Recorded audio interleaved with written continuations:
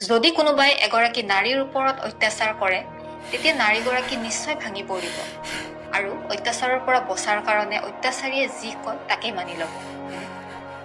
কিন্তু নহয়, কাৰণ আমাৰ অসমৰ বুৰঞ্জীত এগৰাকী বীৰংগনা আছিল যিয়ে 14 দিন ধৰি অমানৱীয় অত্যাচাৰ সহ্য কৰি অৱশেষত প্ৰাণত্যাগ কৰিছিল, কিন্তু তথাপিও নিজৰ স্বামীৰ প্ৰাণ আৰু ৰাজ্যক সংকটৰ পৰা বচাইছিল। তেওঁ আছিল আহোম ৰাজপুত্ৰ গদাপানী অৰ্থাৎ গদাধৰ সিংহৰ পত্নী তথা লাইথেপেনা বৰগোহাঁই আৰু চন্দাদাৰুৰ পুত্ৰী জয়মতী। 17শ শতিকাৰ শেষৰ ভাগত আহোম ৰাজ্য লৰা ৰজা চুলিকফা আৰু শক্তিশালী মন্ত্ৰী লালুকসোলা বৰফুকনৰ অধীন আছিল। সেই সময়ত তেওঁলোকে সকলোকে নিজৰ নিয়ন্ত্ৰণত ৰাখিবলৈ চেষ্টা কৰিছিল আৰু এই প্ৰচেষ্টাত বাধা হোৱা সকলোকে ষড়যন্ত্ৰ কৰি বা যুদ্ধত হত্যা কৰা হৈছিল অথবা বন্দী কৰি ৰাখিছিল।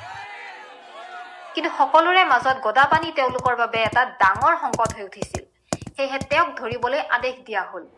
কিন্তু এই বাতৰি পায়েই জয়মতীয়ে গদাপানীক অনতিপলমে সেই ৰাজ্য ত্যাগ কৰিবলৈ কয়। জয়মতীৰ বজ্ৰগধুৰ নিৰ্দেশ মানি অৱশেষত অনিচ্ছা সত্ত্বেও গদাপানীয়ে নিজ গৃহ ত্যাগ কৰে আৰু নগাৰ বেশ ধৰি নগা পাহাৰলৈ পলাই যায়।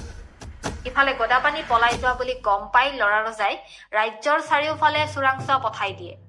তেওঁক জীৱিত বা মৃত যিকোনো উপায়েৰে ধৰি ৰাজসভাত গতাবলৈ কঠোৰ নিৰ্দেশ জাৰি কৰে, কিন্তু সকলো চেষ্টা অথলে গল। গদাপানীৰ কোনো সম্ভেদ উলিয়াব নোৱাৰি অৱশেষত লৰা ৰজাই জয়মতীক ধৰি আনি তেওঁৰ মুখৰ পৰা গদাপানীৰ খবৰ উলিয়াবলৈ নিৰ্দেশ দিয়ে। কথা মতেই কাম, কিন্তু নাই, এইবাৰো তেওঁলোক বিফল হল। অৱশেষত তেওঁলোকে জয়মতীক শিৱসাগৰৰ জেৰেঙা পথাৰত পোতপৰা গছত বান্ধি থৈ 14 দিনলৈ তীব্ৰ অত্যাচাৰ কৰিছিল। তেওঁৰ ওপৰত উতলা গৰম পানী ঢালি দিছিল, গৰম লোহা গাত লগাই দিছিল, চোৰাতৰ পাতেৰে কোবাইছিল, আনকি খোৱা পানীৰ পৰাও বৰ্জিত ৰাখিছিল। এই গোটেই নৰকতুল্য শাস্তিৰ পিছতো জয়মতীৰ মনোবল কিন্তু এক মুহূৰ্তৰ বাবেও কমা নাছিল। কোৱা মতে 1680 চনৰ 27 মাৰ্চ তাৰিখে তেখেতে অন্তিম উশাহ লৈছিল আৰু জীৱনৰ শেষ মুহূৰ্তলৈকে পবিত্ৰতা আৰু দেশ ধৰ্ম পালন কৰিছিল। পিছত এই নিৰ্মম কাণ্ডৰ কথা গম পাই গদাপানীয়ে নিজৰ কিছু বিশ্বাসী সেনালৈ অত্যাচাৰীসকলক পৰাস্ত কৰি নিজে ৰাজসিংহাসনত বহে আৰু ৰাজ্যত পুনৰ স্থিৰতা স্থাপন কৰে। পিছত নিজ মাতৃৰ বলিদান স্মৰণ কৰি তেওঁৰ পুত্ৰ ৰুদ্ৰসিংহই সেই ঠাইত জয়সাগৰ নামেৰে এটা ডাঙৰ পুখুৰী খন্দালে আৰু বিখ্যাত জয়দৌলৰ নিৰ্মাণ আৰম্ভ কৰে।